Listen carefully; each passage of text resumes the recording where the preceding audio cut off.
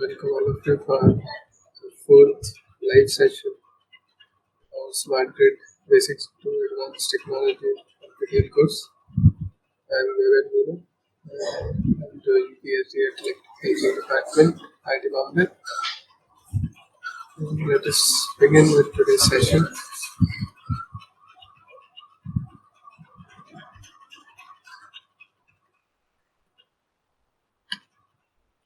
We'll follow the same agenda that we have been following for the last sessions, previous sessions also.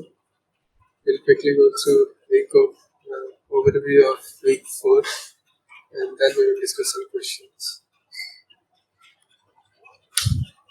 So these are the deadlines for assignment 4 and 5, 23rd and August 30th.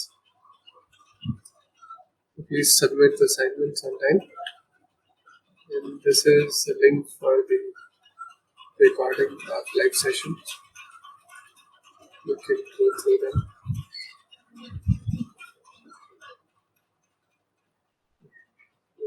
Let us start with overview of week 4. In week 4, these 3 topics were discussed. First, we started with the wide area monitoring system and phasor estimation, which is an essential part of PMU, phasor measurement unit, and then digital relays for market protection.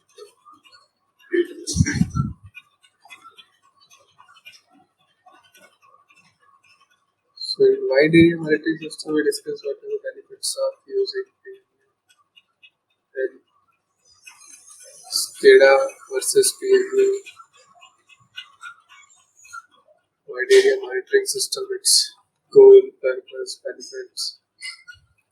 For wide area monitoring system, we discussed that the goal is there are several benefits which it provides, which is real-time monitoring. What do you mean by real-time monitoring?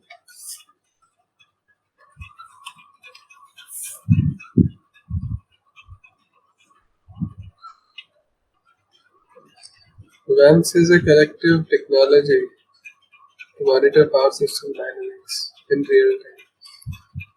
It can monitor things and then it can identify any weak areas or stability related issues, any other issues, and then third thing which it can do is it can take corrective actions to resolve those issues.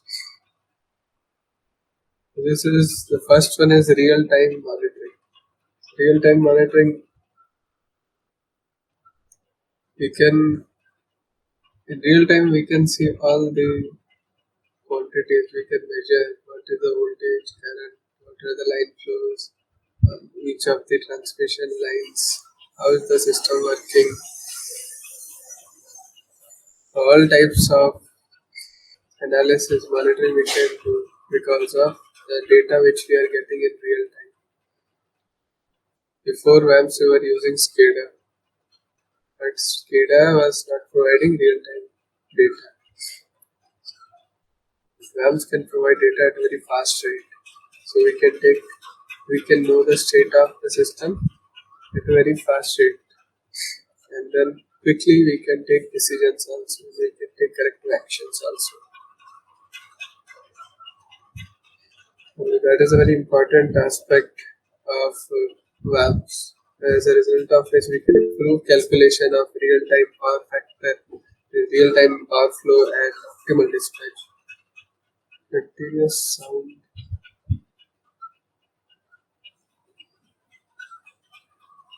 Just a minute. Switch on the fan.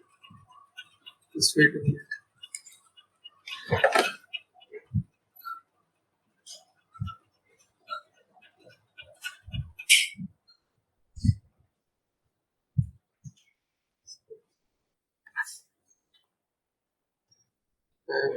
It's fine now. Is it better?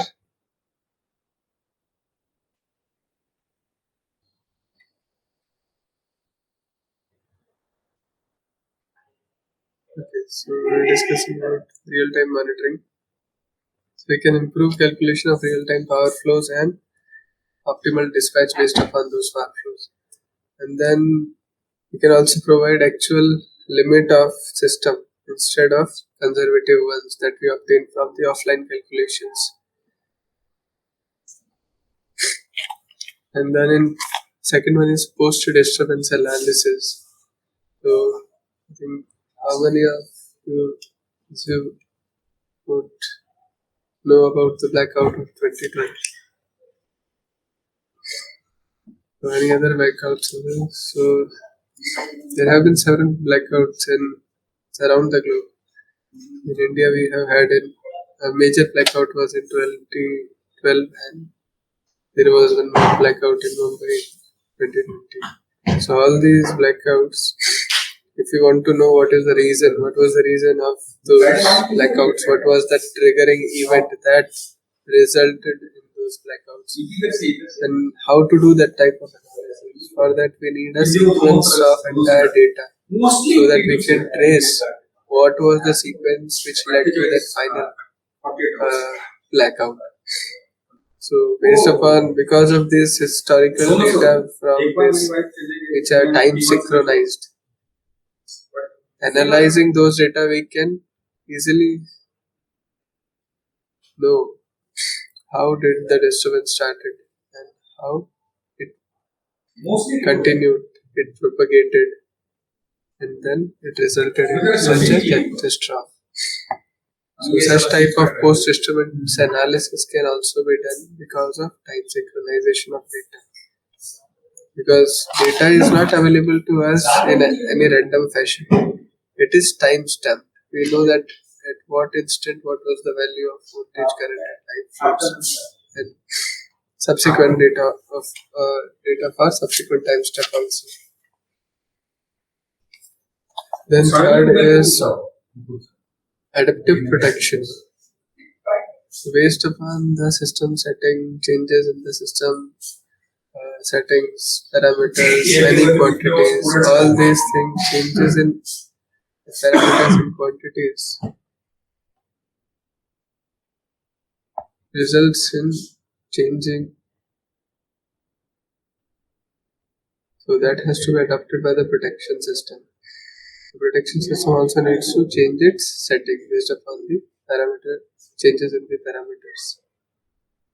So it has to first detect that there are these changes.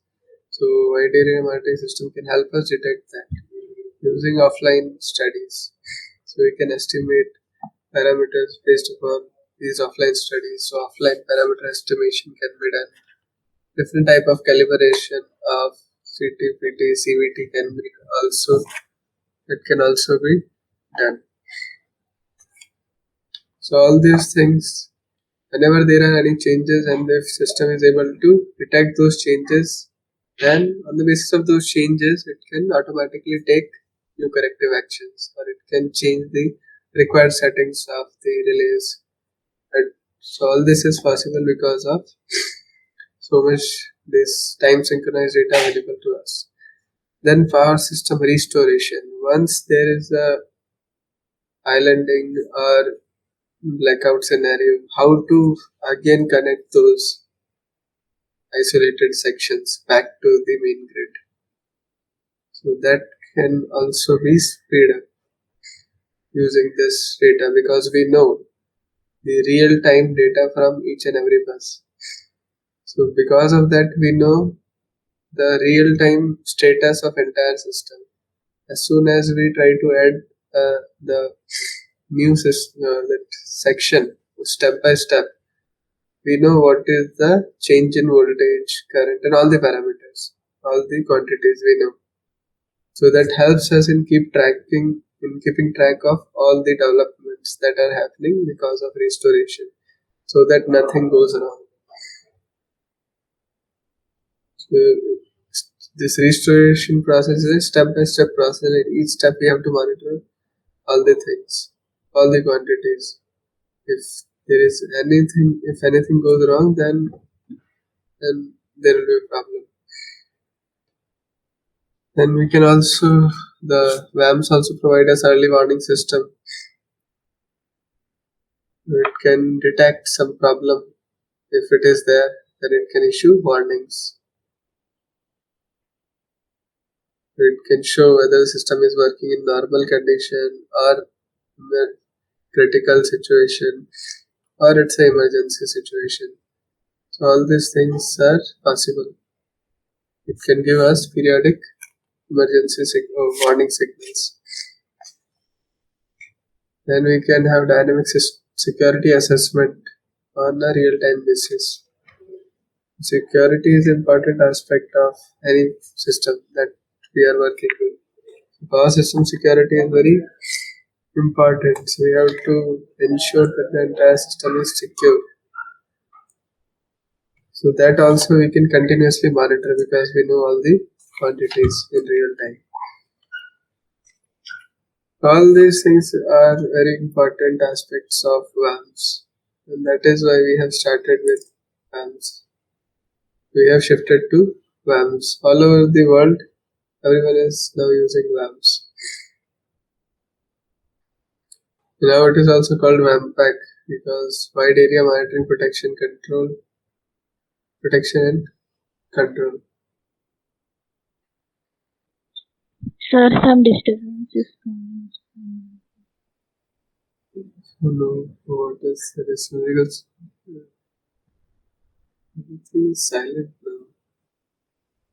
Is it still coming?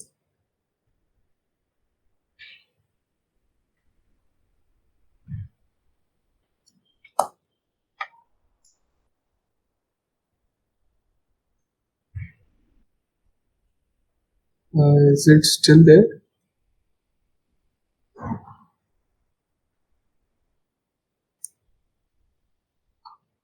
No. No. Okay, thank you. So we're discussing about WAMS. Now there are these components of WAMS, and the most important component is this PMU, the Phasor Measurement System. And these four are part of Phasor Measurement System. It consists of Phasor Measurement Unit, the Phasor Data Concentrator, GPS, and Communication Channel. And then these three are the other parts of WAMS. So visualization and analysis too, this is very important. Whatever data we are collecting, we have to visualize it so that we can get a better picture of data and what is happening. And then we have to do the analysis also. In wide area situational awareness, so it can provide us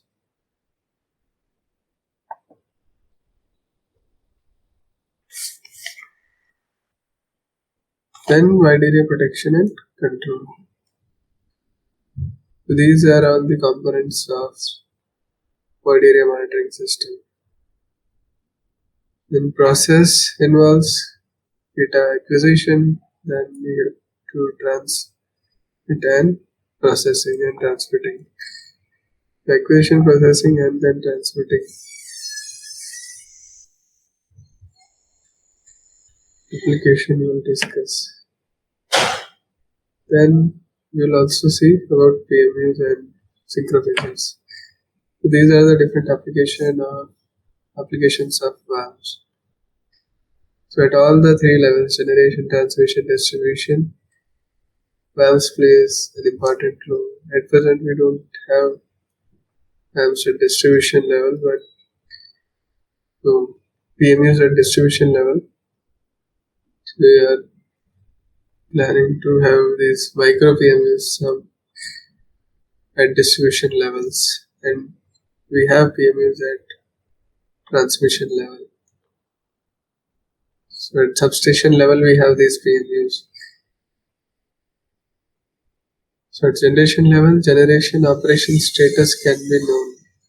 Using this we can know what are the different, what's the status of generator, what's its output, voltage, current, everything. Then we can also know this angular stability of generator. At transmission level we can know the state of system because we have all the data. We can do state estimation.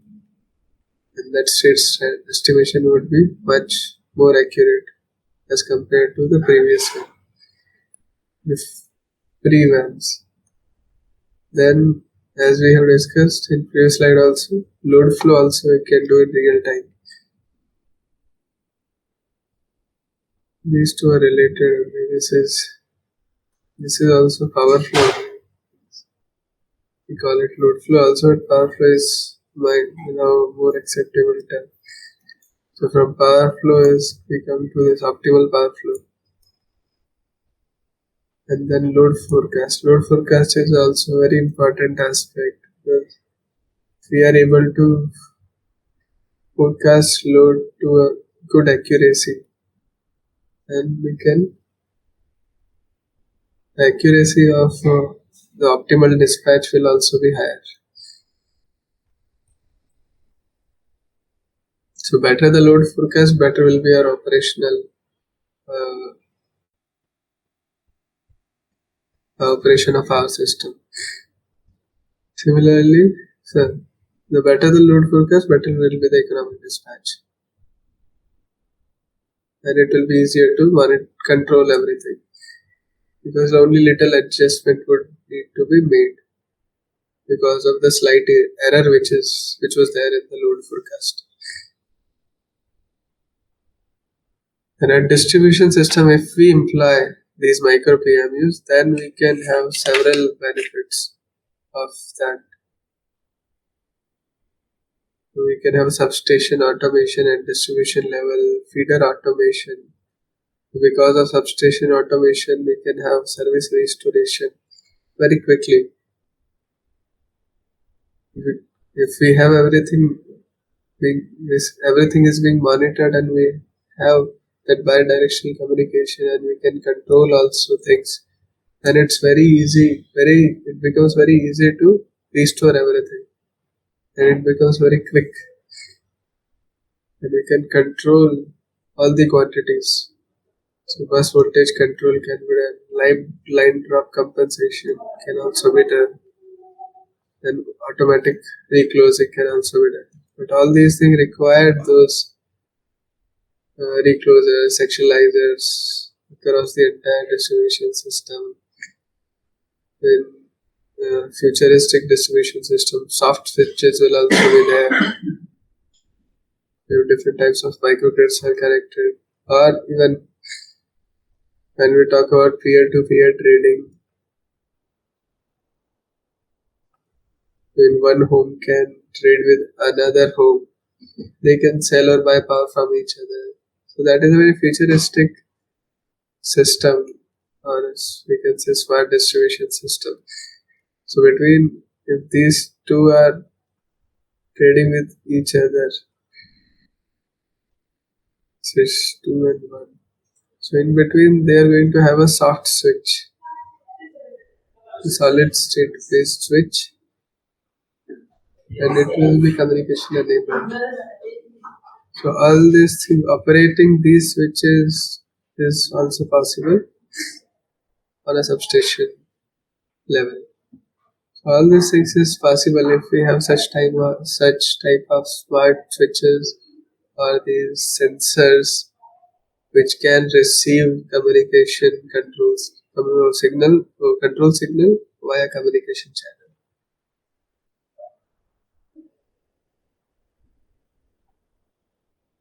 And then feeder automation can also be carried out. We can have automatic feeder switching based upon the requirement, the loading condition, or for the optimal operation of the network. So that can also be carried out on a regular basis, on a continuous basis. So if we know the state of the entire system, this automatic feeder switching can be done to achieve certain type of objectives.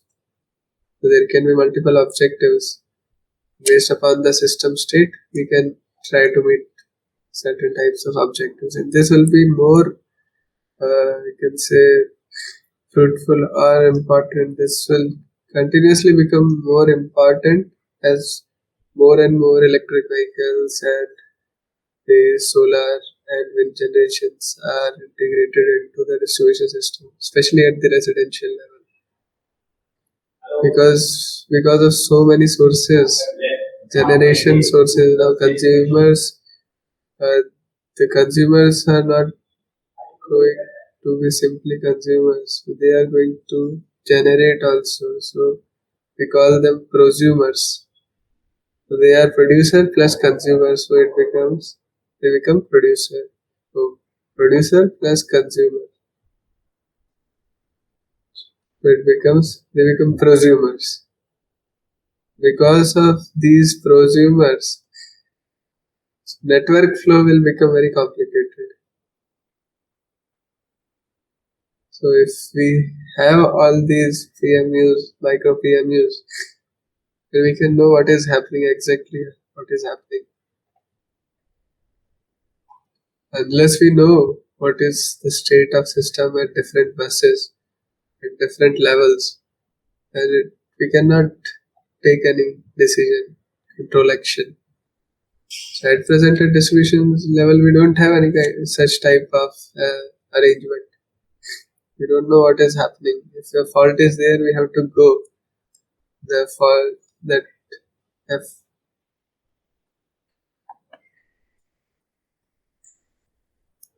so that FRT team has to go and search for the fault. It happens many times they are not able to find even fault. It takes sometimes several hours also. Especially in remote areas, it becomes very difficult. If we have all these sensors and are in this type of arrangement, then it becomes very easy to locate, pinpoint what is the problem, and then easily quickly take the corrective actions. And in distribution system, a major problem is of voltage control. As we go along far away from the distribution, or from the substation, the voltage drop increases. And if PV is there, sometimes another problem because of PV is there, instead of voltage drop, which we have been used to since many decades, now there is a problem of voltage rise also at some buses. So if at some buses there is voltage drop, some buses there is voltage rise, so it becomes very complicated. So how are we going to maintain the voltage within that band, the permissible limit? So that also can be achieved. But all this is possible only when we know what is the voltage at each bus. Right now we don't know in distribution system what is the voltage. Based upon the number of consumers, we just put these transformers. And we just, it's a rough calculation that so many consumers are there, so this much voltage drop will be there. So we should keep such and such transformer for, for these number of consumers. So that's a rough calculation that we do at present.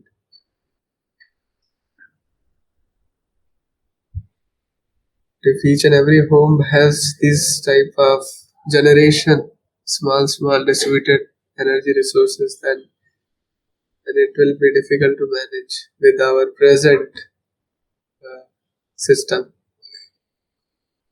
present methodology. So we have to change our methods, and for that we need all these things. Because these things will make our work very easier. Because when all these things are coming up, we cannot do these things manually. We'll not be able to know. Right now we are able to do this rough calculation because there is a unidirectional power flow. We assume while doing this calculation that power flow is from substation to the consumer end. There is no generation from the consumer end. Because otherwise, if there is a generation at each and every bus substation, so there is a generation, power is flowing down the feeder, and if at each lateral also there is injection at each bus, then this calculation won't work. Everything will be complicated. The power flow will be fully complicated. and manually we cannot do that. So we have either we should have some softwares which can do these very quickly.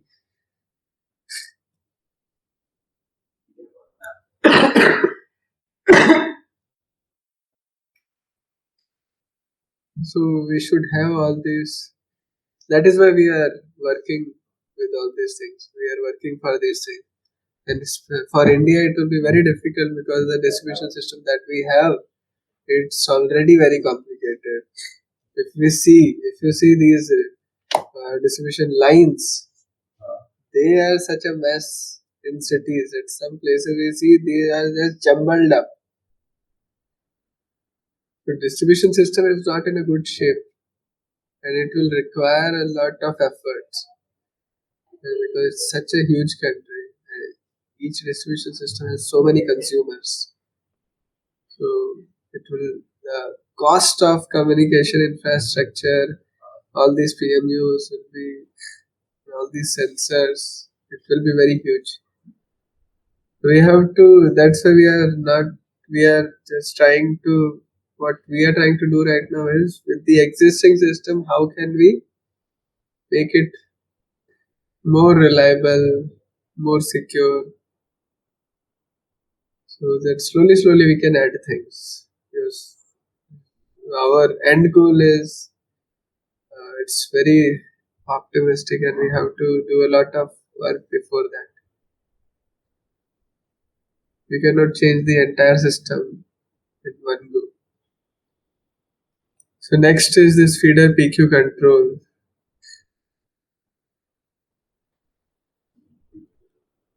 And then we have consumer side automation, so installation of these automatic metering infrastructure that can enable the bidirectional communication as well as power flow.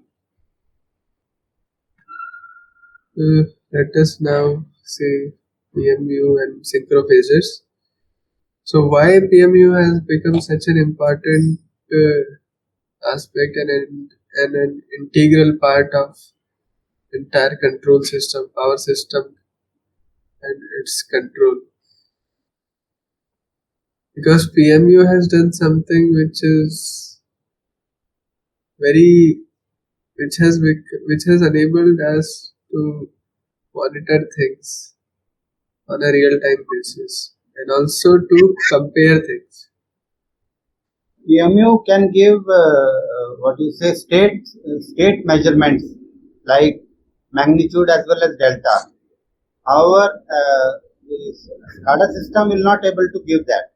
That is why one of the and time stamping is perfect with the GPS. That is another advantage. Yes, correct. Time stamping is it's a major advantage. It's a very big, we can say it's the biggest advantage that we have. Apart from the angle information that we get, time synchronization is the biggest thing because of this only we are able to know the sequence of event that leads to a particular type of disturbance. Because we know at each and every instant what was the state of my system, what were the different quantities, and because of that we are able to know. System, in the present power system, the zone protection is done as per the time. Now this time sequencing with the GPS will ensure that the zone protection is perfect. That is why I want to add. Thank you. That's correct. So in this, let us take this example. So here we have two buses, bus 1 and bus 2, and this is the signal at bus 1, and this is, let us say these are voltage signals, voltage at bus 1. So this is V1 and this is V2.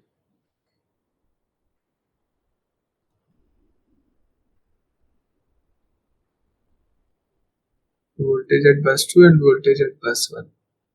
And this dotted line is the reference signal. If we don't have these reference, so this is defined at t is equals to 0. we know that t is equals to 0 start from here for both the buses, not just for these two buses. For entire system, t is equals to 0 is defined.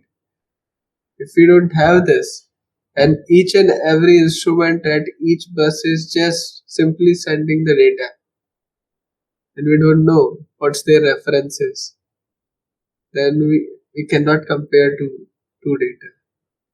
Two voltage signal we cannot compare without them being at a common reference. Here we are able to say that the difference between these two phasors is delta 2 minus delta 1. Why are we able to say this? Because the reference is same. We are measuring this delta 1 for this voltage 1 based upon this reference at t is equals to 0. This is the delta 1.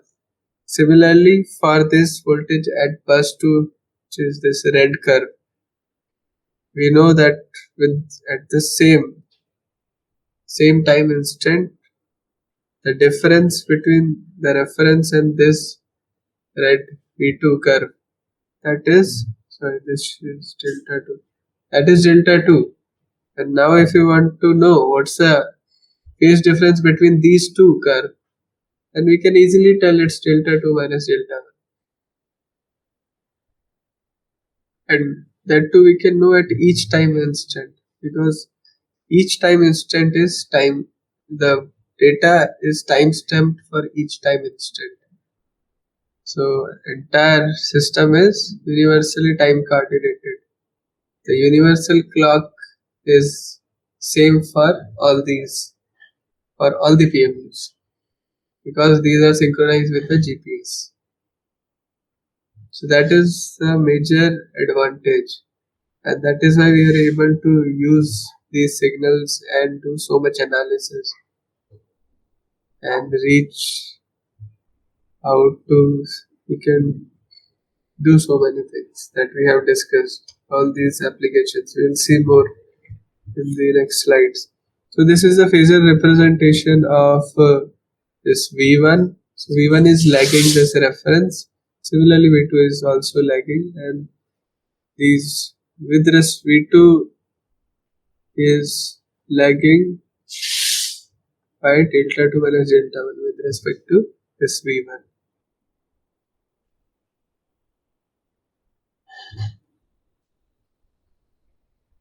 So one reference is very important, just as in the power flow analysis that we do.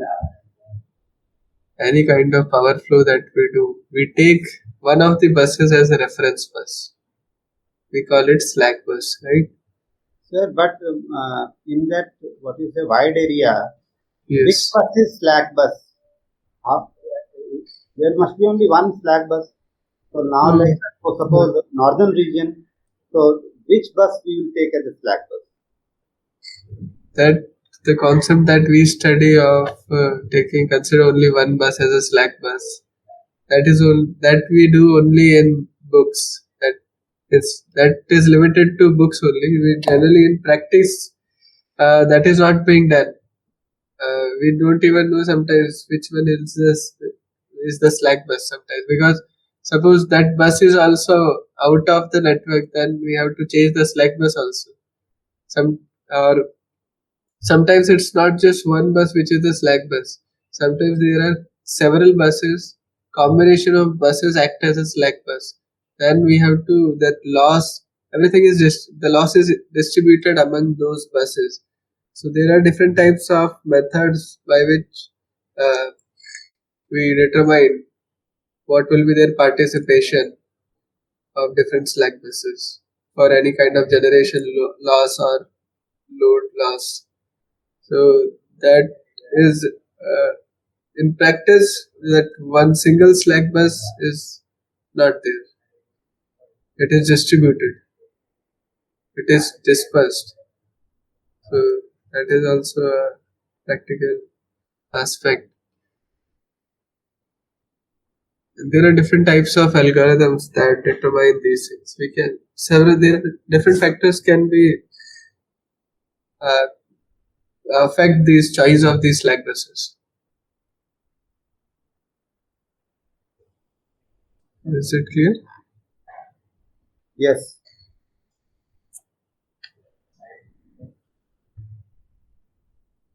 Yeah, so just as in power flow we have these reference buses, similarly here also we have to have a reference. So with respect to one reference we can calculate everything. Everywhere we take a reference. Even while solving these KVL equations, KCL equations, we take one node as a reference node, and based upon that we calculate all the voltage differences. So this GPS provides us that reference. This, and as a result of which we are able to compare all the. That is why we are able to get this angle information. Without the reference, we cannot get this angle information. So this is how PMU is placed inside a substation. We have current transformer and from potential transformer. So we have current and voltage measurement, and then it can also do other things, other measurements also. So what is there inside PMU which help us calculate these phasors or estimate these phasors? How do we estimate phasors from these signals? Because whatever signals we are receiving from outside or the physical, any physical system is always a analog system, analog signal. So here we are getting analog. Voltage and current is, as you shown, is coming from CT and PT. So from there, it must be calculating phasor, that magnitude as well as the delta angle. Yeah, but how is it calculating? So what algorithm is, what technique is being used? Using DFTs? Yes, correct. That's just DFT is one of them. So we'll see other in other future slides, subsequent slides also. So from any physical system we get analog data, analog signals, and whatever most of the processors that we use, they are all working in digital domain. So first we have to convert these analog signals into digital domain. We use ADCs for that conversion. Then in digital domain, they do all kind of processing, all kind of calculation or estimation.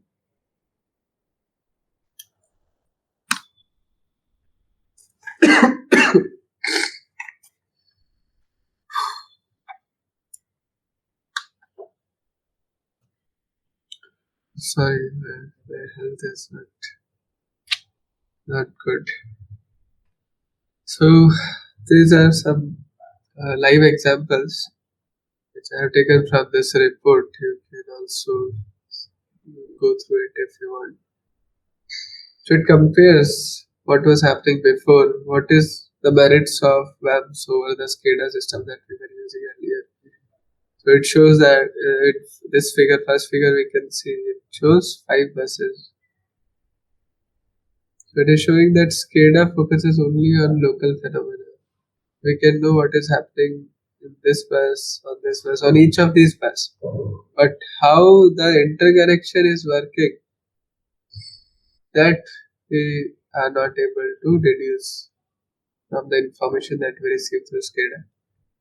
But PMU can help us do that. That is why we are able to, in WAMS, we are able to do that. This collection of PMUs, one PMU can monitor several buses. And as a result of which, it can do local control also. And through WAMS, we can see what is happening in the entire system. So we are not placing. Are we placing PMUs at each and every bus? No, I think it is only important buses, 700 kVA or 400 kVA we place.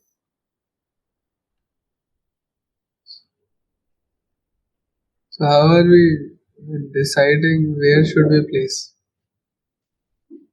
these PMUs? Generally, high voltage substations, transmission substation, and all the major distribution stations is ideal one.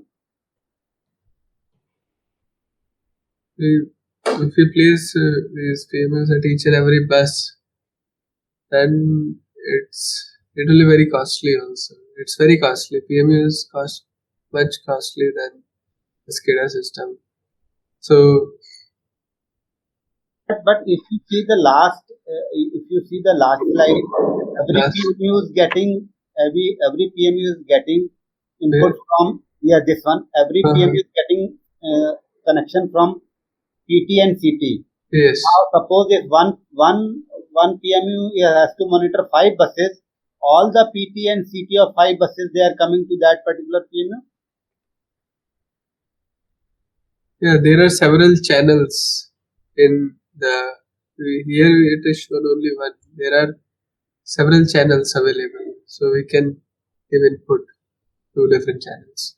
But voltage of other bus and current of other bus, how it is transferring to that substation where PMU is placed?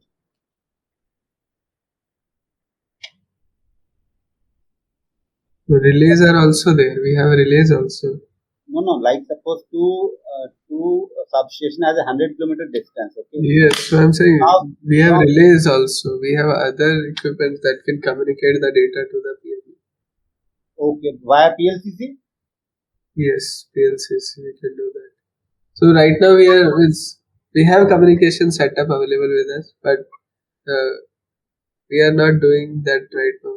Right now, as you said, at each and every 400 kV substation and 765 kV, we have installed PMU at all these substations. So we are getting data. That means we are only using one channel of PMU presently at that particular Yes, we are taking on that substation only, one substation. But it is possible, especially in distribution system, it is very important because in distribution system there are so many buses. Transmission system there are limited buses. But in distribution system, if we consider each and every consumer as a bus, and it will be if it becomes a generator also, and if you want to monitor voltage at each and every consumer level, or even a cluster of consumers, then also it will be lakhs of nodes in just one distribution system. Then putting lakhs of micro PMU, it will be very costly. So there are several papers which what they do, they try to find out the optimal number of PMU. So optimal PMU placement is also it's a it's a it's a big problem. The big question. So they try to find out optimal number of PMUs. So minimum number of PMU which can help us monitor the entire system. So to reduce the cost, we do that type of analysis. So we can have minimum number of PMUs also, and at the same time we are able to know the entire state of the system. So that is also done. That is done. Especially for distribution level, it will be very important.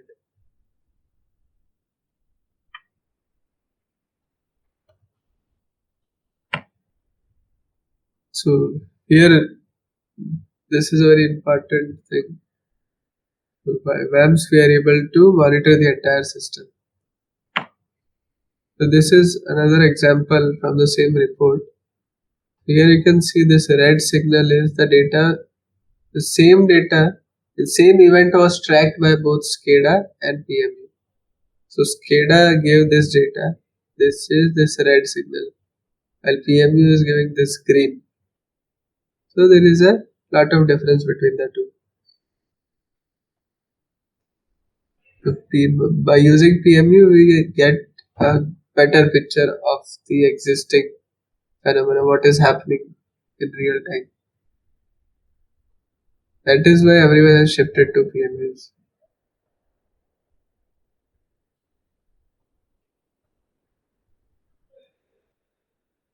And this second problem, this is of this voltage stability. But this is a critical point. If we operate at this, then voltage collapse, there is a high possibility of voltage collapse. If slight deviation is there, slight disturbance is there in the system, there will be a voltage collapse. So this is an emergency situation. It's a critical point. If system reaches up to this point, then it's an emergency situation. So with WAMS, what we can do if system is operating here, it will tell us. So it will divide this curve into zones. Maybe up to this point it's a normal. As soon as it crosses this point, it will issue a warning that system is going towards instability. It will give a warning. As soon as it reaches just near to critical point, it will just issue a red flag that it's a high time, it's an emergency time, you should do something. So such type of analysis is possible with WAMS. So WAMS is able to give all these picture. We are able to know what is happening everywhere. And if we are able to know all these things well before in time, then we can do a lot of things. Sir, this is voltage of the generator curve or bus bar curve. What type of curve is this? Voltage and real power of what? Yes. Which equipment? It is at a particular bus. It is at a particular bus. So at each bus we can have this type of capability, this curve. So at each bus we can have this curve, and if voltage, we have to prevent this type of things.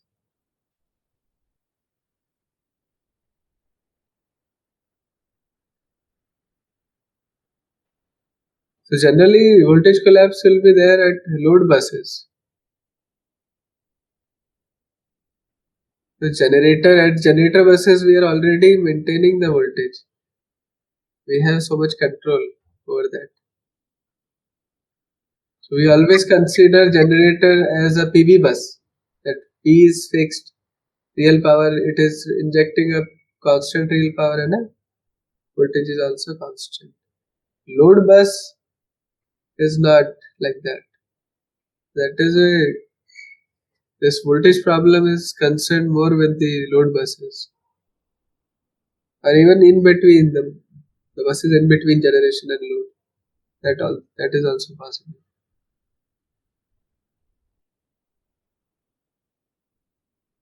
Is it clear? Yes. Okay, so let us move ahead. After that, after WAMS, we discussed these different types of phasor and frequency estimation techniques. So phasor estimation is important aspect of this. Whatever PMU does is phasor estimation. So we saw these.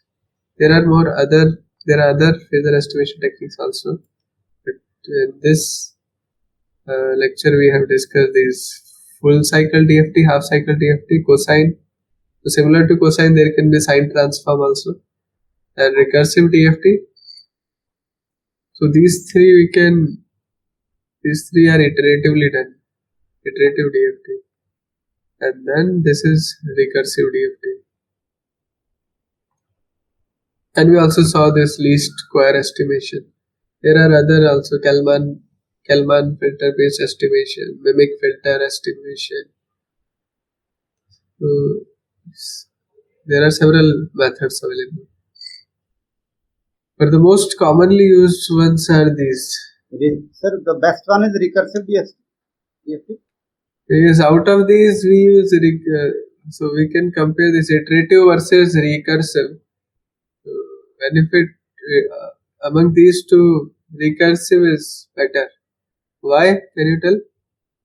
Because programming is better for the recursive, and iterative will take lot of computation power. But why is it taking a lot of computation? Burden. Because of that, we have discussed in the last slide, that trapping in local phenomena and the global phenomena. So recursive will never happen. Recursive will never trap in local phenomena. No. That is That is quite different. That was optimization. This is here we are not doing any kind of optimization. It's a simple. Number of equation is reduced in recursive method so that it's feasible compare with others. Equation, it's not, there is no equation as such. That equation, we can say, equations are there in this. This equation, I think you are saying in terms of number of times we compute DFT. Is it? Yes, sir. You are saying, yeah. So that is true. So in iterative, for each and every window, we have to calculate DFT. But in recursive, we have to calculate DFT only once. And for the subsequent windows, we can use that simple equation. So that's why the computation time reduces.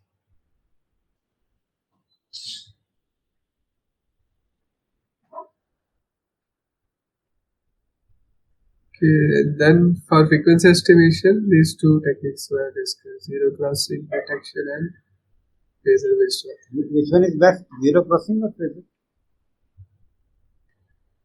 Actually, that's that I also don't know. Zero crossing is, I think, better. I also don't know about this. I'll have to check.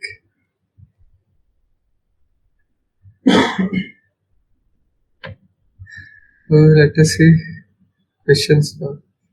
Today, questions will take time. So, which of the following is not non-operational data in WAMS? So there are two types of data inputs to WAMS, right? One is operational, one is non-operational. So which one of these is non-operational? So this is not non-operational. Hello? Hello? Voltage and current phasors. Correct. So voltage and current phasors are operational data. So we get them on a continuous basis. While the other, we get them on a regular interval basis.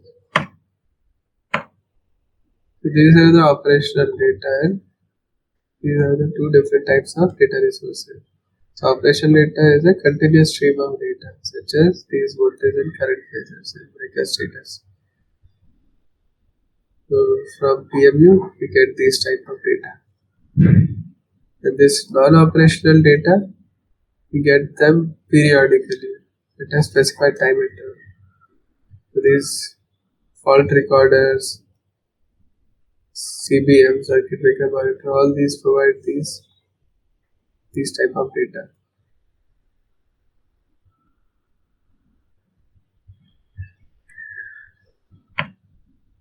The next question is, which of the following estimation technique can filter the exponential PC component inherently?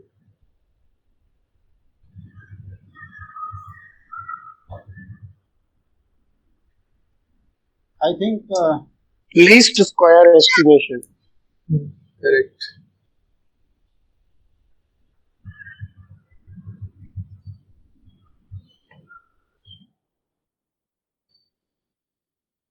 The next is, number of zero crossing for a signal is 5.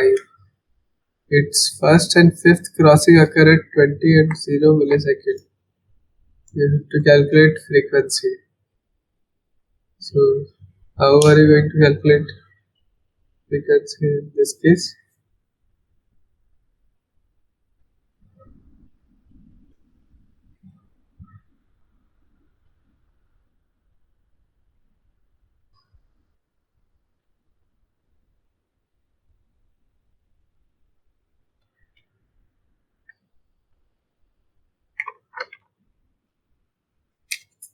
What is the answer?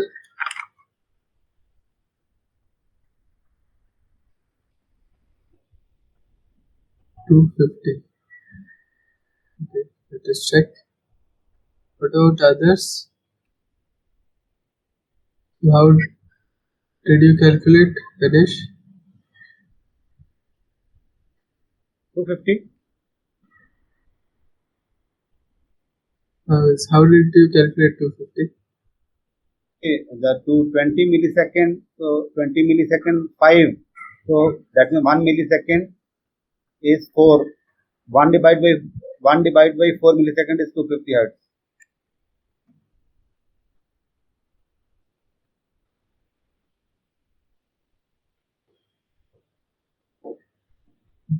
No, there is a mistake. So, Sir, A. 100. And how did you calculate?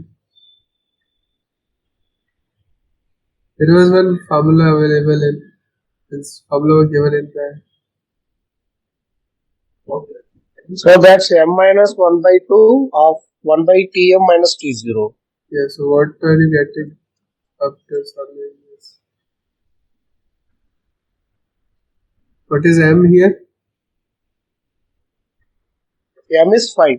5. M is 5 minus 1 by 2. Tm minus T1 is 20 milliseconds. So it's how much? 4 by 2. This is 2. It's 100 hertz. 100 hertz is correct.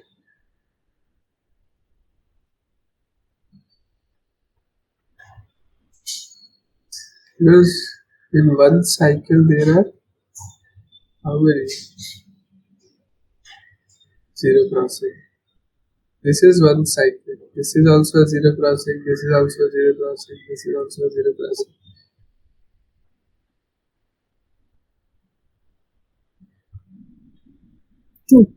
If there are 5 here, we're saying number of zero crossing is 5 here. So 0, this is 0, and this is 20 milliseconds. Here we are having fifth zero crossing.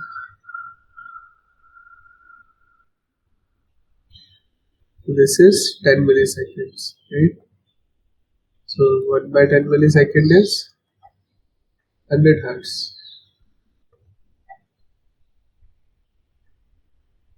Is it clear?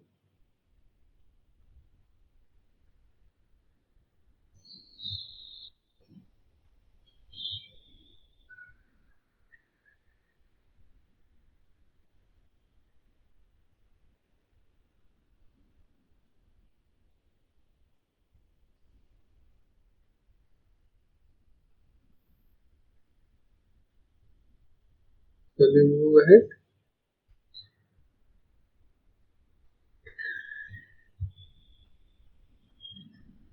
Okay. So, what are the advantages of digital relay?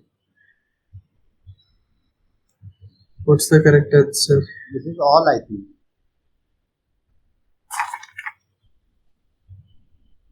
What is self-checking?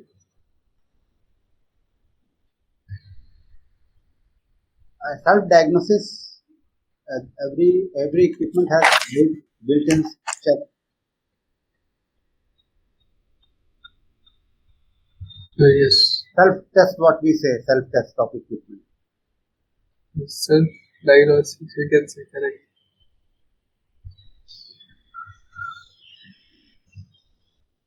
And then, what is functional flexibility?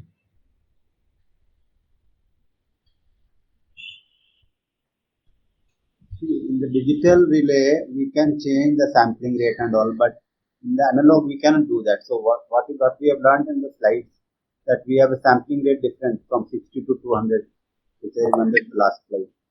So that flexibility is only happening with the digital one. Oh, here, what's sampling rate here? The sampling rate is not given here. This is the fundamental frequency. No, this is what I have just given one example, wherein the sampling rate we can change. In case of digital equipment. Yes, that we can change, but generally we don't change sampling frequency. It's once fixed, it is fixed only. And sampling frequency we try to keep as low as possible.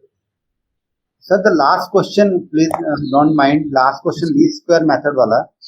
So it will least square method can eliminate DC as well as AC both component or only AC component? Yes, we can estimate both AC, DC. Both it will reduce, no? Yes, we'll see one question at the end. Yes.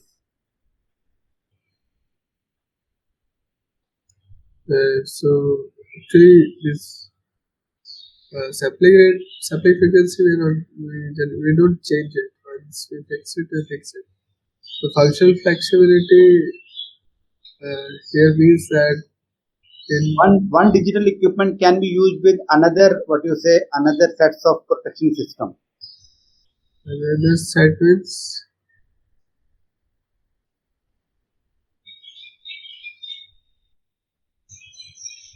is it can communicate with others, you want to say? Communication as well as data transfer both.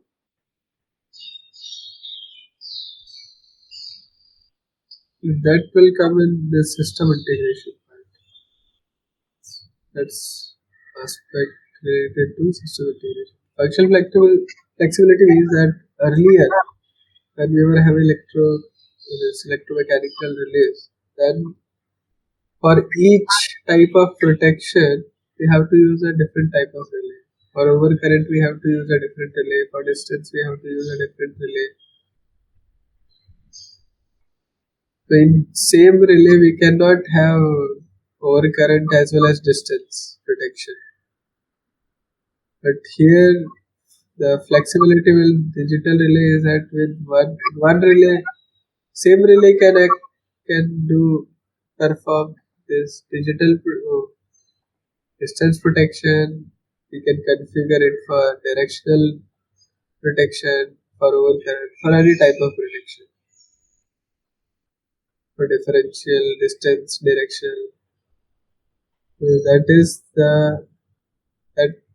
meant by functional flexibility. So you can say why it's functional because it can function. It can provide multiple function in the same relay. That is why it's called functional flexibility. The system integration is what as you have said. So we can communicate. One relay can communicate with the other relay. Together they can. That is why it's called integration. So together they can perform several tasks. They can share information. They can communicate with each other. All that is possible.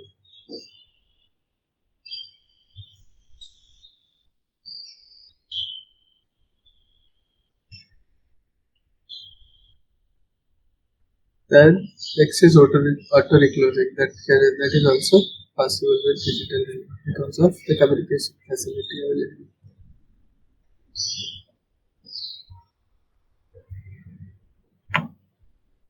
So all of the above is the correct answer. Now this is the next question. You have to match the following.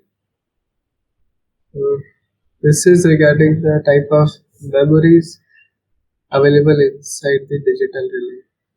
So what type of memory is used for what purpose? That you have to match. So think and try to answer this. What will be the correct answer?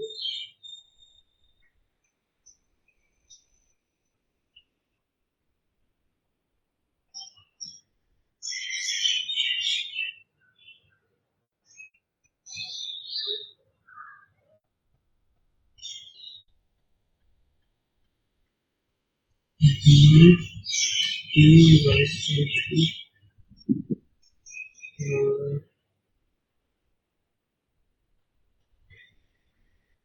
you are saying B1,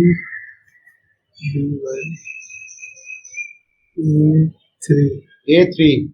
A3, B, and EPROM is scratch pad. Is so any other answers? Yes.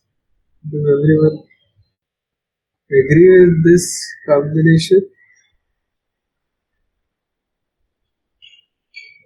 So do all of you agree with this?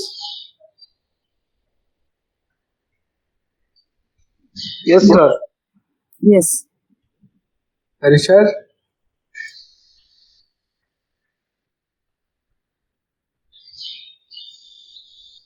Think once again.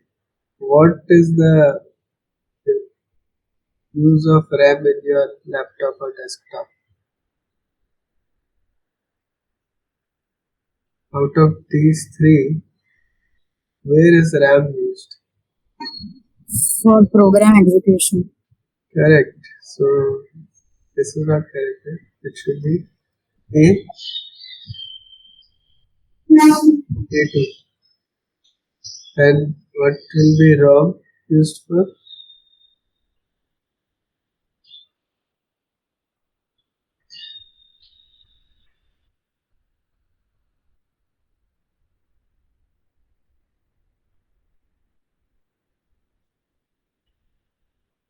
It's ROM or programmable ROM. So it is D1 because it is read only.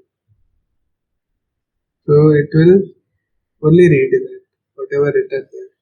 So whatever the programs are written, they are stored in that. So that no one can change them because we want to execute them again and again. Same thing. We don't want to change them.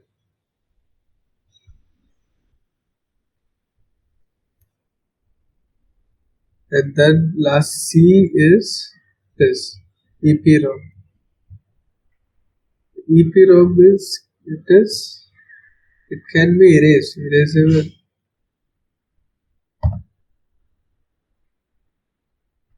You can erase it whenever required. So if you want to change some relay parameters, especially when you want this adaptive protection, at the time we can change certain relay parameters. We can change the threshold level at which the relay operates. Because for overcurrent there is a threshold limit of let's say 15 or let's say 20 amperes. If the current goes above this level, then there is a relay trips. But now due to some change in the system configuration, this I want to change the setting to 25, then I can do it. So it can erase that. And the data inside EPROM will be there even if there is a power interruption. So that we also require. That should not go if there is a power cut. Again, we'll have to provide the data. So it should be there. So we want to change also, and we don't want to lose the data also. That is why it is not here.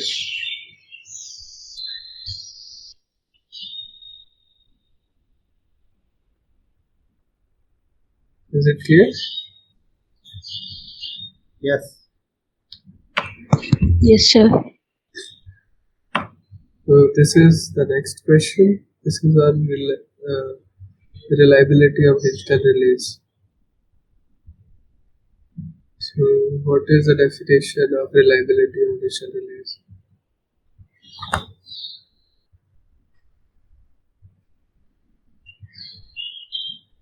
Number of correct trips divided by total number of trips. What others? Is this correct? Is C option correct? D, sir. D. D or B? B. So we have to say this is reliability.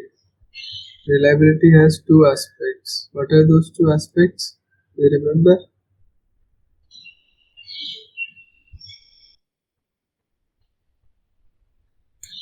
Then A is the correct answer. Then Yes, A is correct.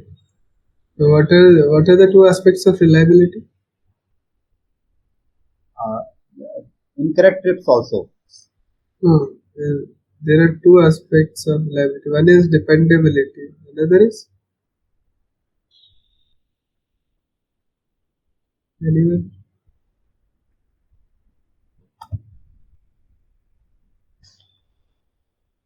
Security. So, when do we say that relay is reliable or dependable?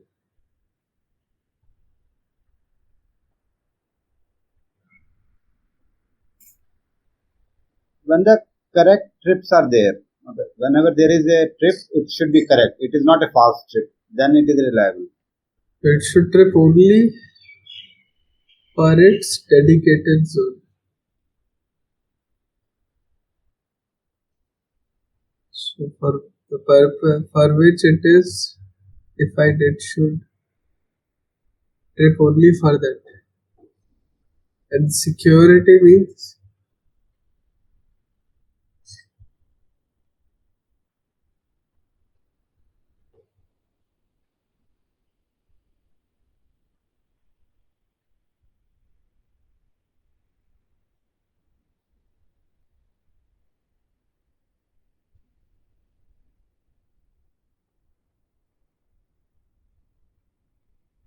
this is dependability because we want the relay to trip when it is required to trip. And this is security. We don't want the relay to trip when it is not expected to. Not expected to trip.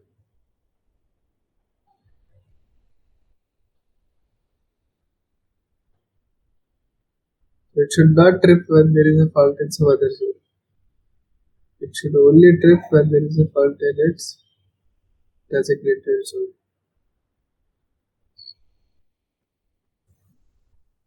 Okay.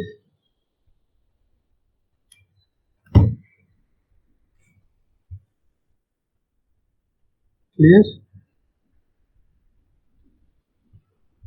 Yes. So A is greater C. Next is this. This is on cosine transform. So how many samples must be shifted in cosine DFT in order to obtain the sine terms from the cosine terms? Correct. So what's the answer?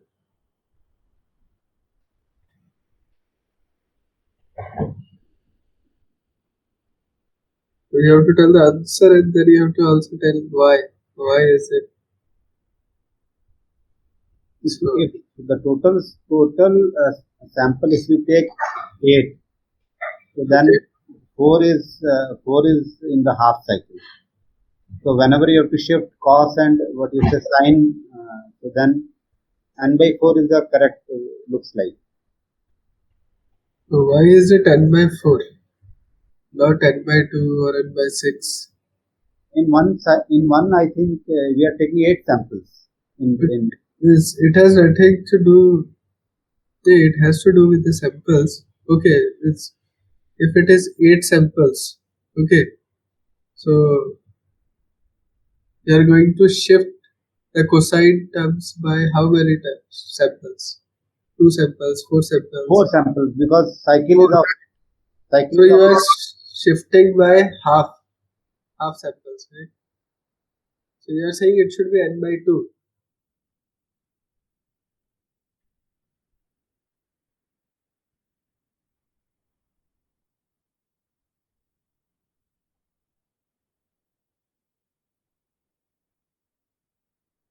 So is this sine or cos? this is sine. So this is sine.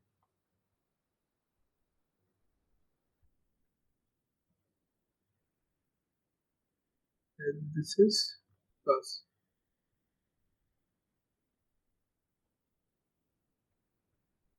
Right?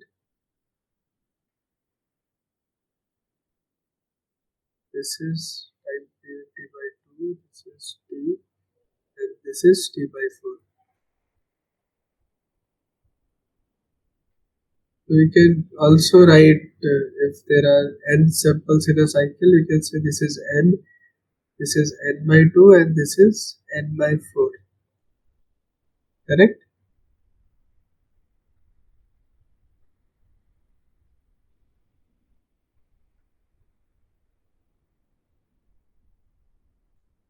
Now this is cos.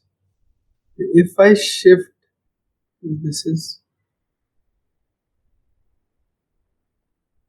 on this side also it is same. It's like this. So if I have to, if I shift this curve, this is cos. If I shift it this side, this is minus t by 4.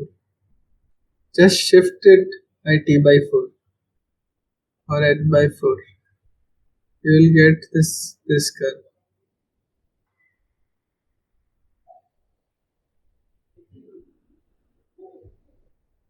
Correct? Now this blue and red curve are same. Just shift it by 90 degrees. The difference between sine and cos is of 90 degrees. Or t by 4. That's why it is n by 4. So quarter, not half. If we shift it by half, then it will be like this.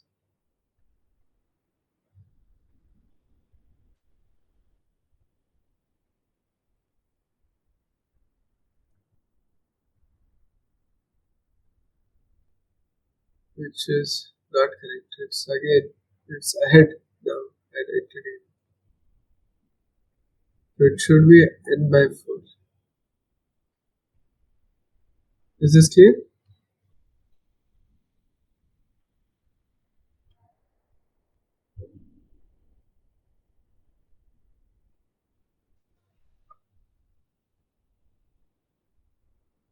Is it fine? Okay. The correct answer is C, n by 4. The next question is size of augmented matrix in the least square method depends on which of these?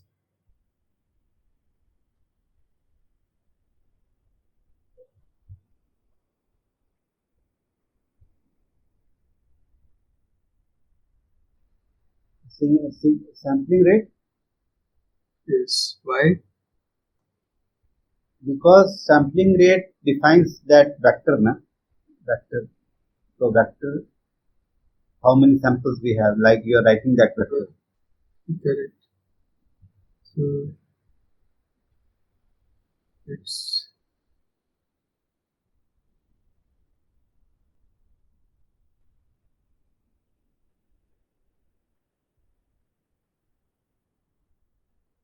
so here A matrix is the augmented matrix. In A you have it is number of samples into number of unknowns that you have. This A is augmented matrix. Yes.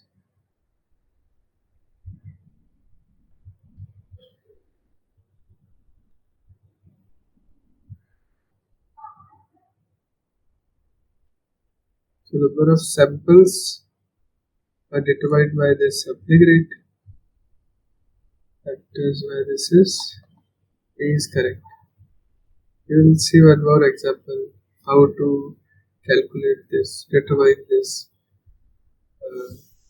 A matrix and B matrix. B is already given, but A we have to calculate. What are the unknowns? If an equation is given, how can we find unknown? Now this is the next question. This is based upon recursive DFT, so you have to think little bit. Using a full cycle DFT phasor estimation, the phasor is estimated for a voltage signal with a fundamental frequency of 50 Hz. Sampling frequency is 2000. The estimated angle for V80 is 30 degrees. You have to find estimated angle for V83.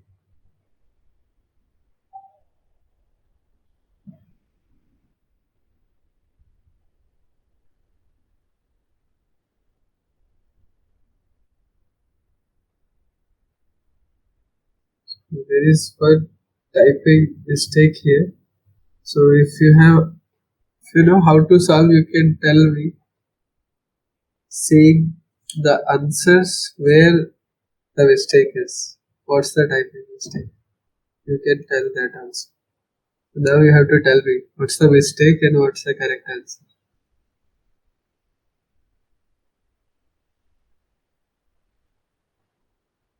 First of all, did you understand what you have to find?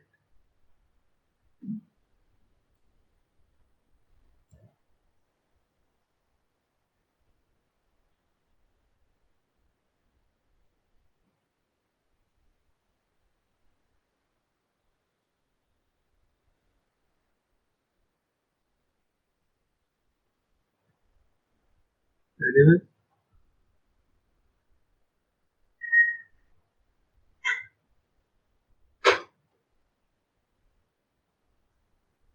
A. How 38.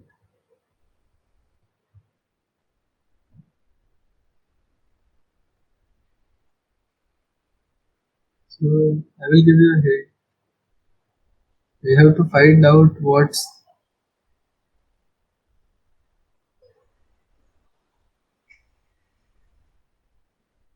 4. Why is it? How 40 samples? 1000 divided by 50 is 40. 40 Yes. 3 plus 8 degrees. So 360 degree is equal to 40 samples. From there we have to calculate. Yes, so for each sample, how much degrees? That is correct. 9 degrees. Yeah, that is correct. So here sample, 9. yes, 9 degrees is correct. So how is We have 3 degrees, so 3 into 9. no? Yes, that is correct. So it should be 3 into 9. So what is the mistake here? 7 degrees should be the answer. Answer is not 27 degrees. No, how 37 degrees? 27 because 9 into 3 is No, 27. no. 27 should not be the answer. First of all, tell me where is the mistake in the question? Based upon the answer which you are saying, what should be the answer? If you see the answer, what should be the correct question? That's the question.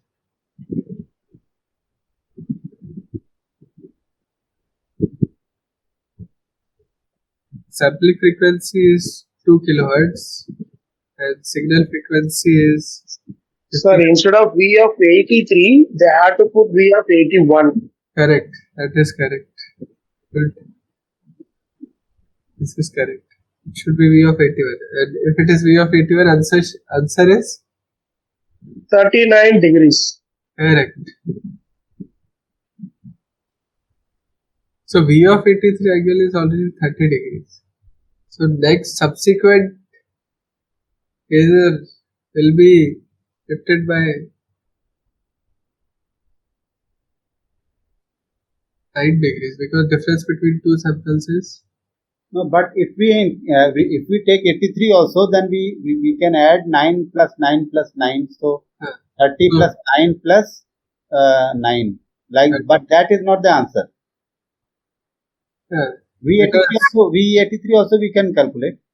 Yes, we can calculate. So that then you have to add 30 plus 27. 57 will be answer in that case. I said na 83 ma we have to include 27 add. Yeah, that is correct. So I thought you were saying answer is 27 degrees. there na, so 3 degrees the difference. So that's why 9 into 3, 27.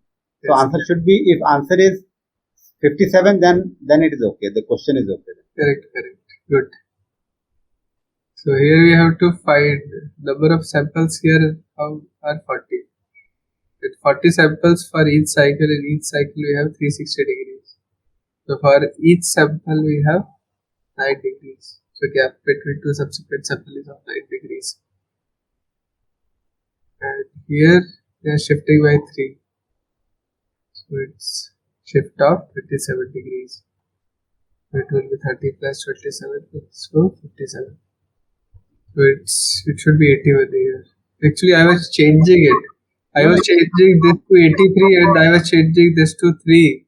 You can give E option as 57, then this question is perfect. Actually, I was changing the options also, but somehow I forgot to save that changes. So I saved only this one. That is the question has changed. So I had changed this to 83 and this to 3 kilohertz. So if I change it to 3 kilohertz, then what will change? Then what would be the answer? For 3 kilohertz and 83. Now it's 3. Number of samples will be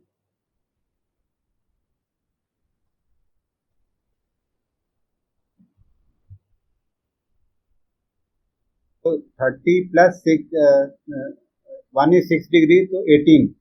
yes, 30 plus 18 we have to add. yes, so that 48. 48 degrees. 48 degrees. Okay, I will change this one. I will make it 81.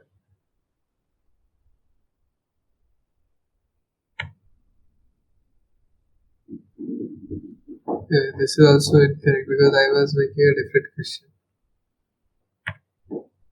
Yeah, now we have 2 questions left remaining, and these 2 questions are numerical questions. It will take time. First of all, first question is easy. Let us do the first question. So this is the data which is given for one cycle, full cycle DFT. This is data for one complete cycle. So in one complete cycle, 8 samples are given. So now first part is you have to calculate the sampling frequency and sampling time for a fundamental frequency of 50 Hz. So what will be the sampling frequency? This is easy. 400 hertz. Correct. So 50 into 8, because 8 samples are there. So number of samples is equal to sampling frequency divided by signal frequency. So Fs becomes n into f naught, that means 400 Hz. And what will be sampling time? So sampling time Ts will be simply 1 by FR. Yes, 1 by Fs. 1 by Fs. Sampling frequency. So this comes out to be 2.5 milliseconds.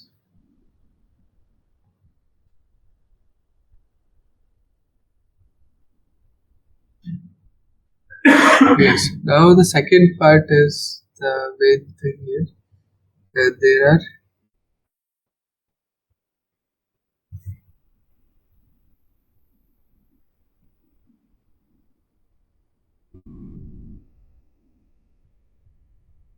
full cycle DFT and half cycle DFT. You have to calculate. So can you do this?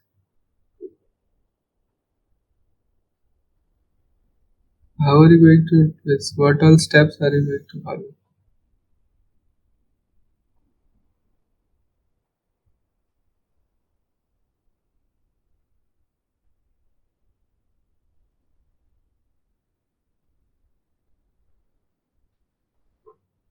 What's the expression for calculating full cycle DFT?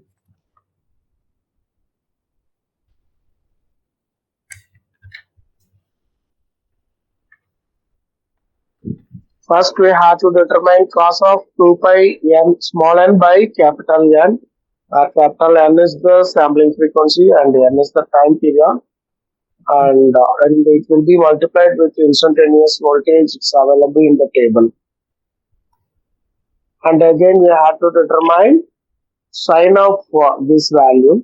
And finally, we have to take a cumulative function of all cosine functions and sine functions to get the values. Yes, so finally you will get one in the form of a plus jb, and then you can calculate its magnitude and phase angle. The expression for full cycle DFT is this.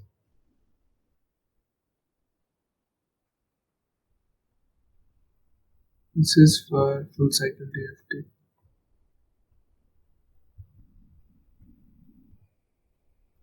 So here it is, here it's x, so let us call it x.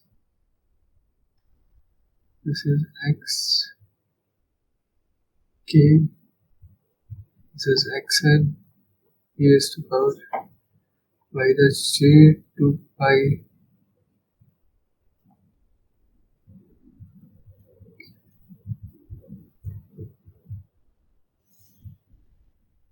where n belongs to 0 to n minus 1, it's already there. So what is k here in this expression? N is the number of samples, which is 8 here, and small n is going to vary from 0 to 7. What is k here? 0, 1, 2, 3, 4, 5.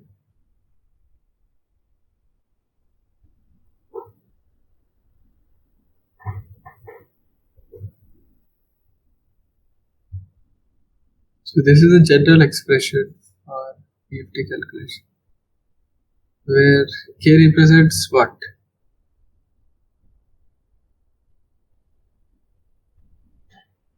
2 pi is constant, k is very, and smaller and capital N we do. What is k? No one knows this?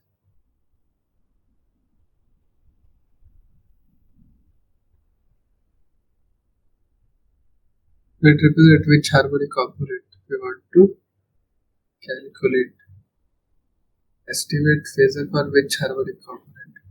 If k is 1, then it's first harmonic, which is the fundamental. So we are looking for the fundamental component.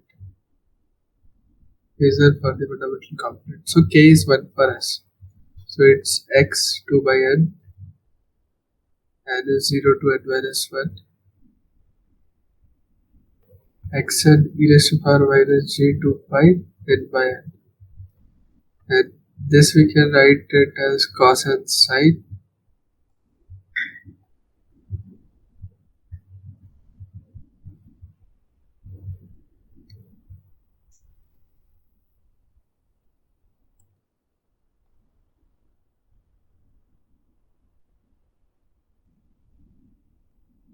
So you have to calculate this. You have to calculate this for all n. Then multiply this with xn for each n. Then sum all the entries. Sum this and sum this xn into j sine. Then the resulting quantity you have to multiply. Let's say this is aj. Let's say ax, and this comes out to be bx. So this is 2 and 2 into 2 by n ax minus j bx. This is x.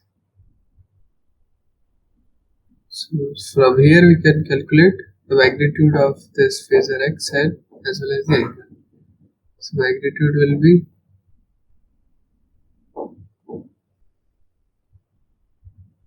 Square root of ax square plus bx square. so 2 by n is also there. So Yes. just calculate that.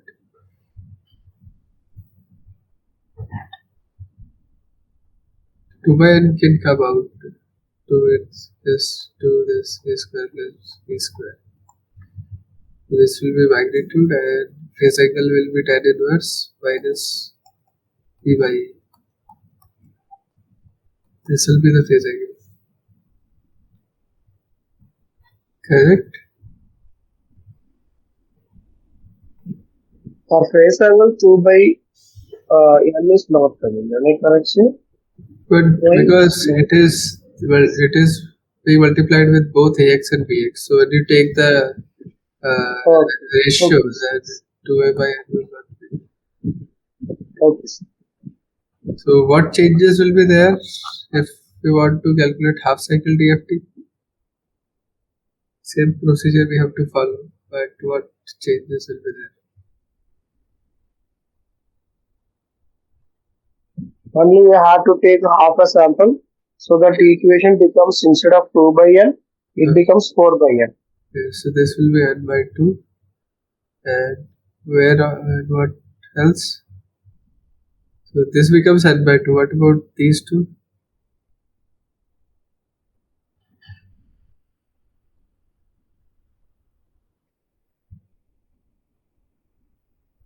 So only this change is required?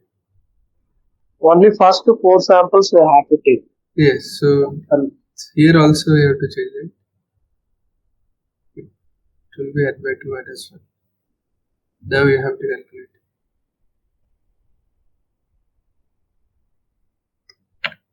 So this I have calculated here.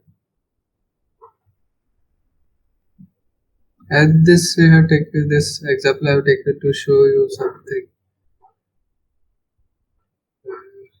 How things changes based upon number of samples that we take. So here xn is given. We calculate 2 pi n by n. So because 8 samples, it will be at a difference of 45 degrees.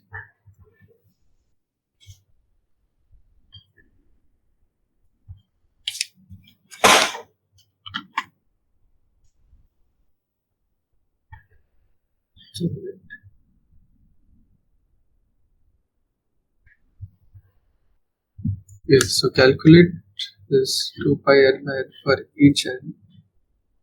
So you'll find all these angles. And for each of them, you calculate cos and sine. And then you can multiply this xn with cos and sine. And then add these two. Add all the values. You will get this. Then you can take 2 by n under root xr square xi square. So r here is real and I is imaginary. So you will get this value and phase angle is this.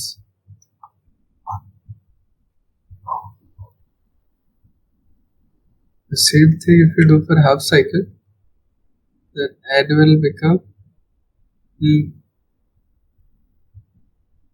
so here it becomes n by 4 and we will take only 4 samples. Same procedure, but you see answer here is 225.52 and here it is 220.47. It's not exactly same.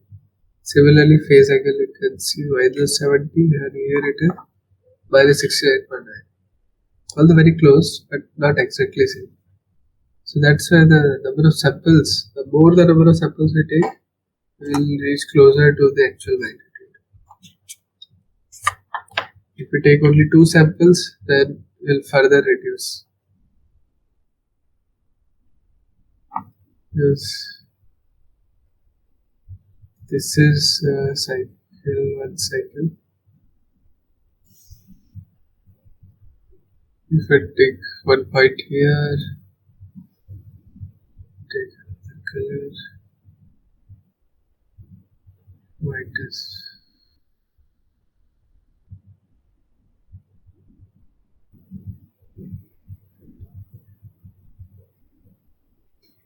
Right now we are having 8 samples.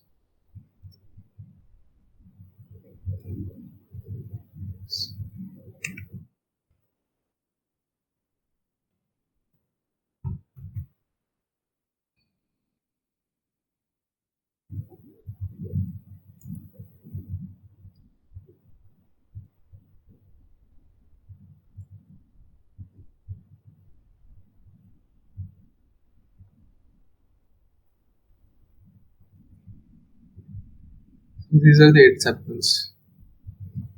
So for half cycle we have only 4 samples. If I increase more number of samples, then I have more data points. If I increase a sample to infinity, then I will get the exact curve. So the more the number of samples we take, better will be our estimate.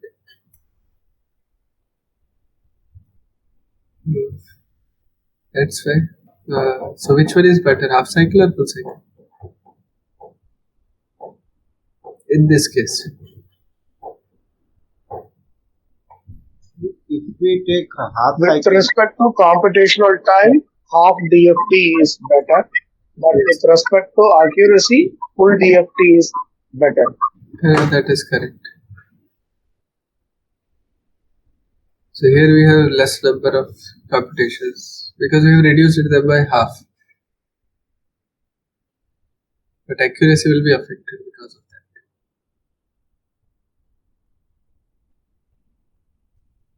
So let us move to the next question. This is the last question. This is a least square. So we have been given this current signal. So it is having a sinusoidal component as well as a decaying DC component. We have to find the size of these two matrices A and B. So first we will expand this, write it in the form, we'll bring this into form of a matrix.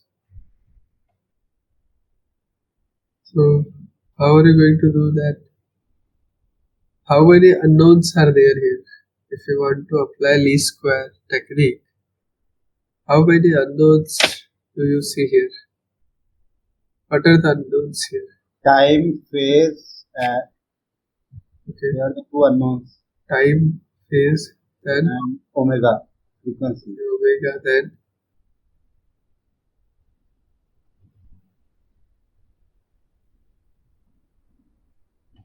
what else?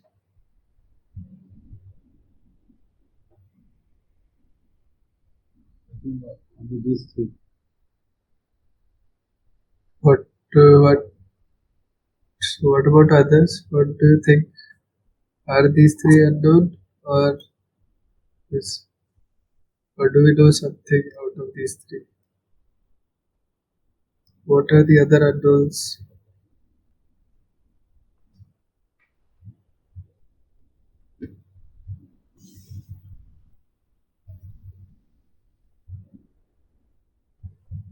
Omega we already know.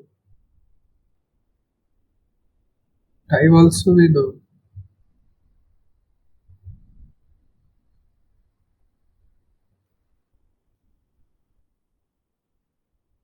Because we'll write TS and TS because it is a discrete domain. We are doing everything in discrete domain. So we replace T by NTS. So N we know based on number of samples. TS we know, sampling frequency we know, sampling time, so we know sampling time also. Omega also we know. For any signal we know it. Then only phi is the unknown. Okay, so phi is unknown. So is there any other unknown? Or this is the only unknown?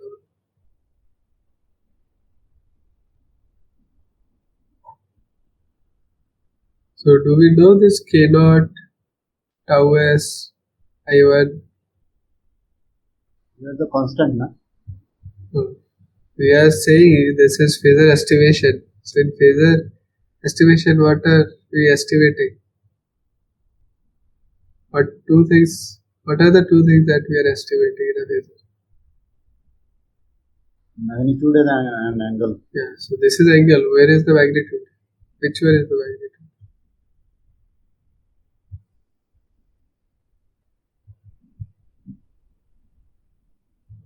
This is the magnitude, right?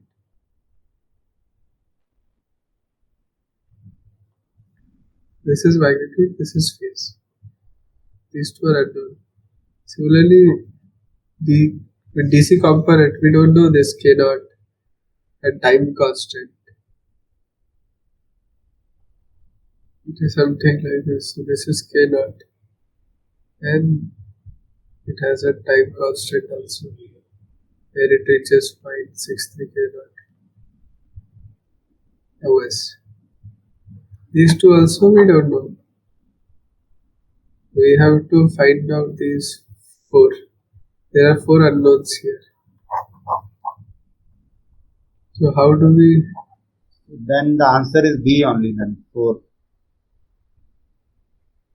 B? Are you sure? 4 unknown. Then the vector is 4 only. Yeah, but see carefully. Yeah.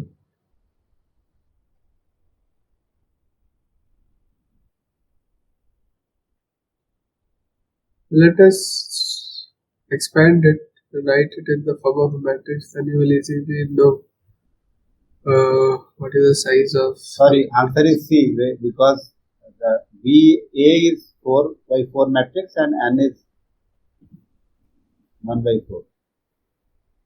Yes, correct. So let us write it in the form of matrix.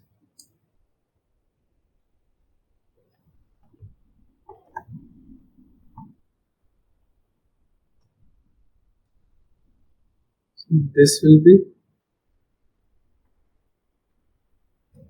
1 minus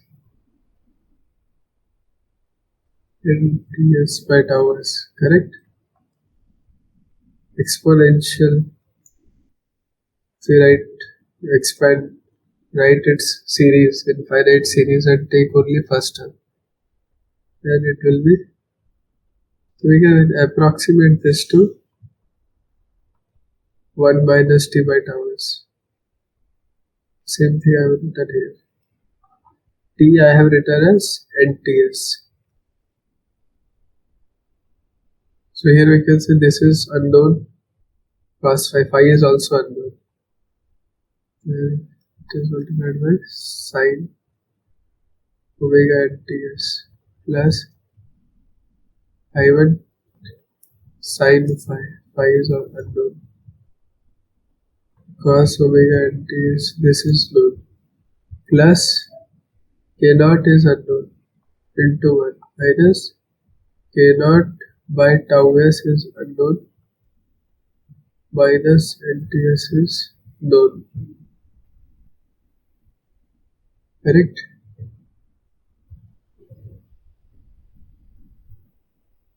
So here it is x1 a I1 and say this is I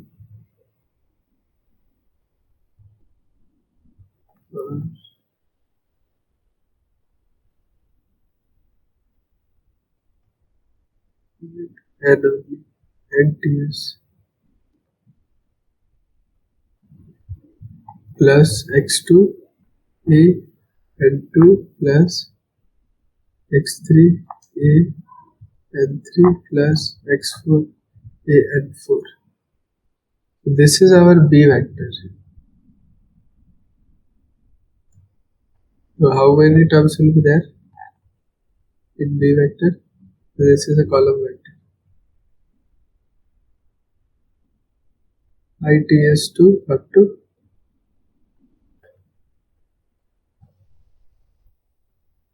capital NTS, right? Number of samples. So number of samples if are n, then it is n cross 1.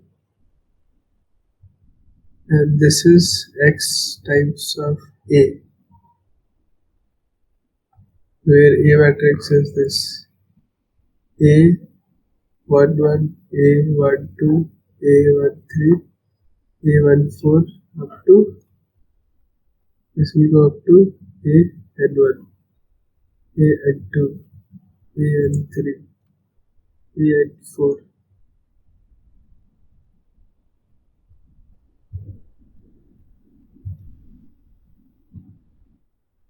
Is this clear?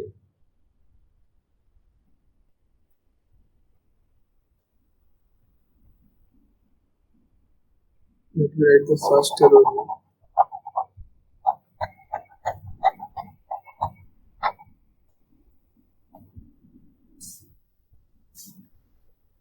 It will be sine omega ts. Second term is cos omega ts 1 and minus ts. Similarly, this will be sine 2 omega ts cos of 2 omega ts 1 minus 2 ts. Similarly, up to this cos omega n ts.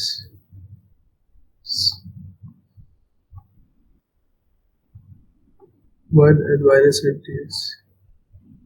This is a matrix. So what's the size of this matrix?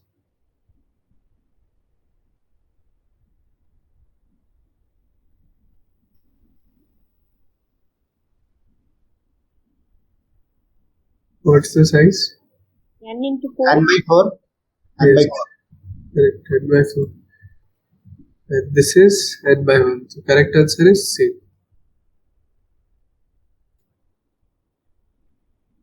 So questions are over.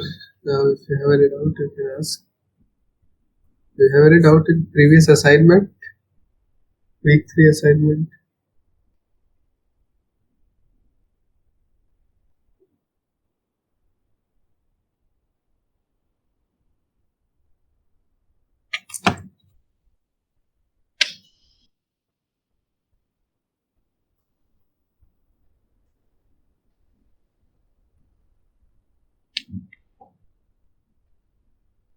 There was one question on optimization.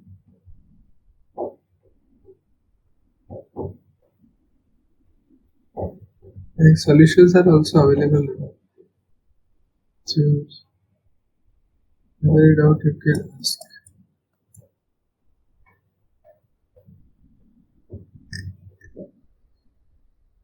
So today your health is not okay, so we will close. Next time we will take a 15 minutes extra. No, you can ask. We have only 6 minutes are left, so 6 minutes we can have. You can ask some questions. You can take some questions for 6 minutes.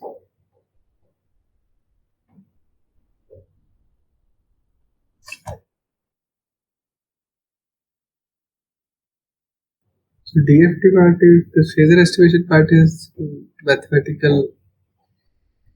It's mostly mathematical only. So I think this is the last topic which is mathematical in this course.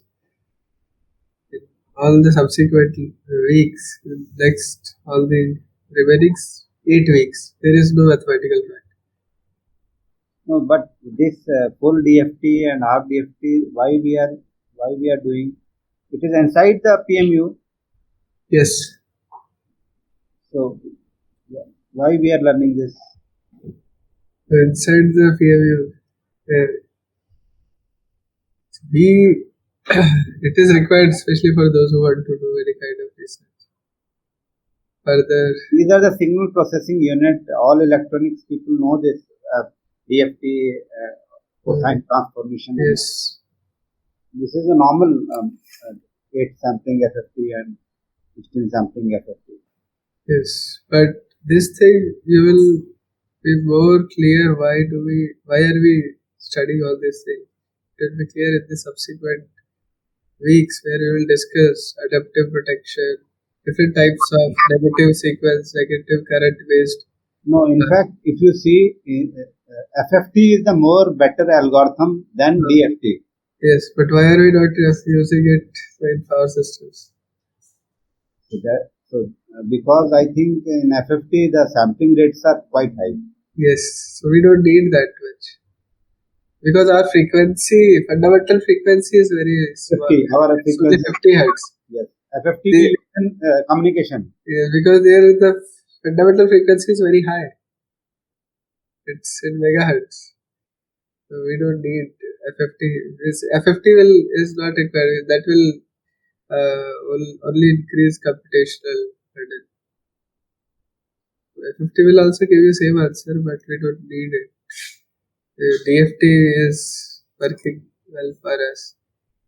So if we use FFT, it will simply increase our But we are using, as we discussed, we are using only recursive DFT. Yes, still in comparison to FFT, DFT is much easier and much simpler, and requires computation requirement is also very less in comparison to FFT. That is why we are not using FFT. Even our sampling frequency are not very high. That is why DFT also works well for us.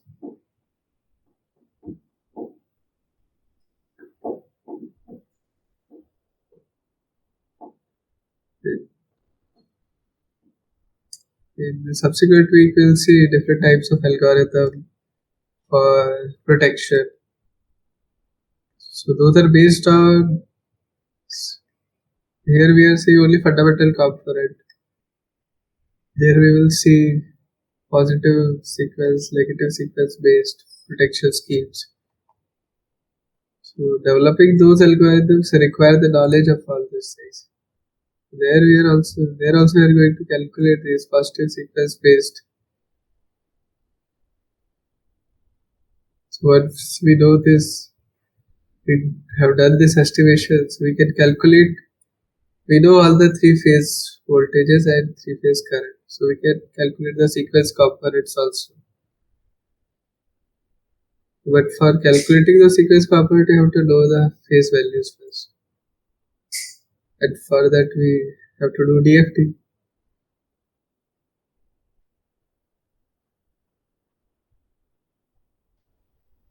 That is why we are studying this. Although we are not doing anything, it's the microprocessor is doing everything for us.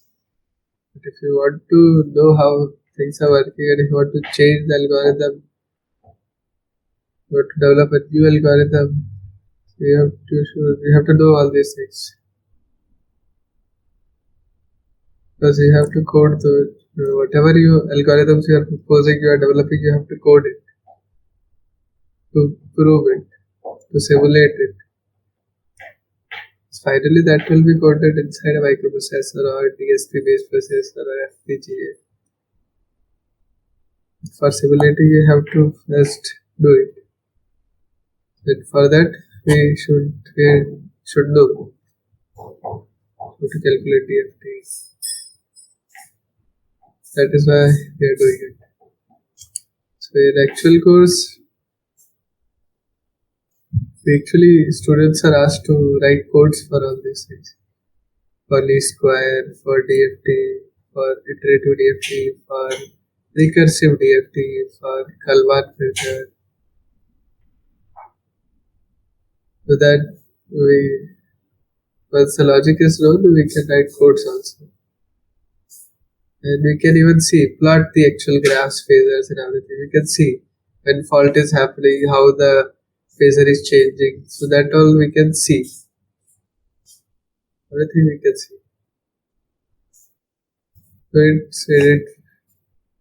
it's good if when we are doing and we are seeing ourselves that what we are studying, we are also able to do it and analyze it, do the analysis on our own. And it looks good. It feels good, isn't it?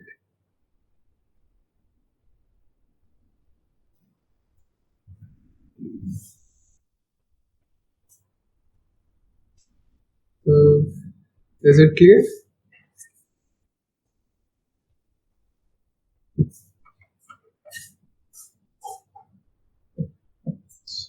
Shall we end this session?